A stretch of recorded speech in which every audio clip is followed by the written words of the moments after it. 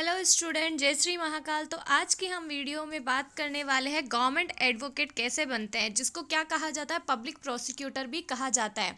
तो वकील जो होता है, तो वकील क्या काम करता है, कितनी उसकी सैलरी होती है, उसके लिए क्या उसको स्टडी करनी होती है, एज लिमिट क्या होती है कि कितने से कितने एज तक वो वकील बन सकता है, एग्ज़ाम क्या देना होता है और उस एग्ज़ाम के सिलेबस क्या होने वाले हैं।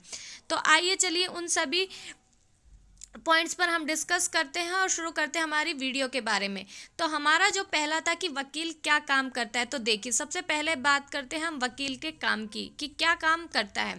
सबसे पहले जो टैक्स एनवायरमेंटल जस्टिस होते हैं, यानी कि जो फाइल जो आती है हमारी टैक्स वगैरह की, इन सभी के बारे में वो न्याय करता है, जांच करता है कि किस तरह से वो एनालिसिस करके जस्टिस किया जाता है। उसके बाद में जो चार्जशीट विश्लेषण, यानी पुलिस द्वारा किसी भी के ऊपर भी जो एफआईआर की गई होती है, उस एफआईआर के बारे में वो अपने चार्जशीट का विश्लेषण करता है कि क्या ये चीज़ सही है और क्या गलत है। गवाह और जांच, कभी कभी मुकदमे जो लड़े हुए जाते हैं उसके बारे में वो गवाह लेकर आता है और जांच करता है, पूरी चीज़ का एनालिसिस करता है वकील कि क्या चीज़ सही है और क्या गलत है। उसके बाद में ये चीज़ जाती है जज के पास में और फिर न्याय होता है। उसके बाद में जो हमारी इंटरनेशनल और नेशनल मीटिंग होती है, उसमें वो हमारे हित में रिप्रेजेंट करता है, अपने ही जस्टिस करवाता है कि क्या इस मीटिंग में, इंटरनेशनल और नेशनल मीटिंग में जो भी हमारी फाइल्स होती हैं, उन सभी फाइल को वो रिप्रेजेंट करते हैं। ये सभी काम होते हैं वकील के।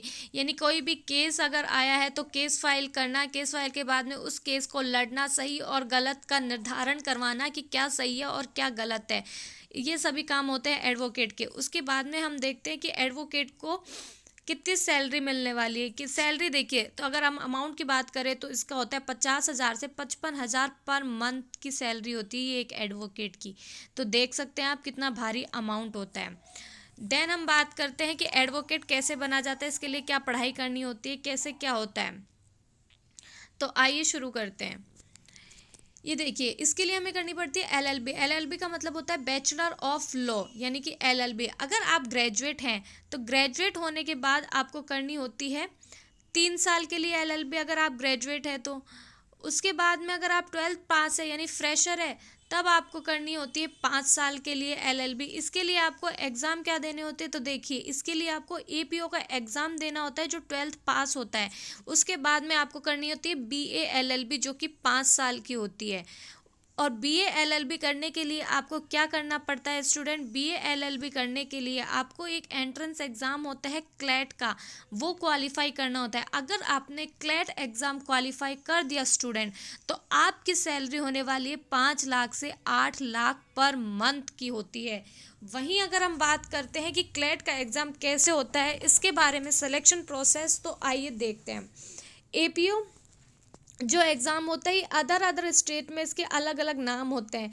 एपीओ यानी कि असिस्टेंट प्रोस्टिट्यूशन ऑफिसर का एग्ज़ाम होता है, यानी कि आपको ये एग्ज़ाम देना होता है। अगर हम बात करें, ये एपीओ एग्ज़ाम जो है, इसको एमपी में किस नाम से जाना जाता है, एपीओ में एमपी, इस एपीओ एग्ज़ाम को कहा जाता है एडीपीओ का एग्ज़ाम। राजस्थान में से एडबलपी और अदर स्टेट में से एपीओ एग्ज़ाम कहा जाता है। यानी ये नाम इसका यूनिवर्सली सही है, क्योंकि जितने भी स्टेट है अधिकतर उसमें एपीओ एग्ज़ाम होता है। तो एपीओ एग्ज़ाम अगर आप 12th पास है तो बीए एलएलबी करनी होगी आपको 5 साल की। और अगर आपने ग्रेजुएट कर चुके हैं, आप ग्रेजुएशन है आपके पास, तो आपको 3 साल के लिए ये एग्ज़ाम करना होगा, यानी इसकी तैयारी करनी होगी। एज लिमिट की बात करें तो एज लिमिट इसमें होती है 21 से और 40 साल। अब जो एपीओ का एग्ज़ाम होता है, उसके सिलेबस का हम डिटेल में डिस्कस करें स्टूडेंट, तो टोटल जो मार्क्स होते हैं वो 150 मार्क्स का होता है। इसमें पार्ट 1 होता है और पार्ट 2 होता है, ठीक है। पार्ट 1 में आते हैं 50 क्वेश्चन और हर क्वेश्चन 1 नंबर का होता है, तो होता है 50 नंबर। और इसमें सब्जेक्ट होता है जीके, यानी कि जनरल नॉलेज आती है, इसमें साइंस आती है, आपकी जो भी बेसिक जो सब्जेक्ट होती हैं वो आती है इसमें। इसके अलावा हम देखें जो पार्ट 2 होता है, तो पार्ट 2 में जो सब्जेक्ट आते हैं वो होता है,